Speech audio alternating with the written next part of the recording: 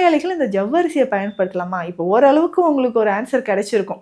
கிழங்கு வகைகள் சர்க்கரை நோயாளிகள் தவிர்க்கணும். அப்போ மரவள்ளி கிழங்குலேருந்து நமக்கு கிடைக்கக்கூடியது, அதுவும் இதில் அதிகமான ஸ்டார்ச், கார்ப்ஸ் தான் நிறைய இருக்குது. ஃபைபர் கண்டென்ட் கொஞ்சம் கம்மியாக இருக்குங்க. ஸோ அப்போது இது இன்ஸ்டண்ட்டாக நமக்கு வந்து எனர்ஜி தரக்கூடிய ஒரு பொருளாக இருக்குது. யார் யாரெல்லாம் பயன்படுத்தலாம் அப்படின்னு பார்த்தீங்கன்னா, பொதுவாகவே உடல் வந்து பலவீனமாக இருக்குது அப்படின்னு சொல்கிற நபர்கள். உடல் பலவீனமாக இருக்குன்னா எப்படி அப்படின்னு நீங்கள் யோசிக்கலாம்.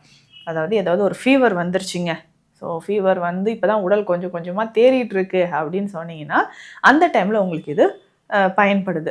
அதே மாதிரி விரதம் முடிக்கிறோம் இல்லைங்களா, அந்த சமயங்களில் இந்த ஜவ்வரிசி அதிகமாக நம்ம வந்து பயன்படுத்துது. ஏன்னா இன்ஸ்டண்ட்டாக நமக்கு எனர்ஜி தரக்கூடியது.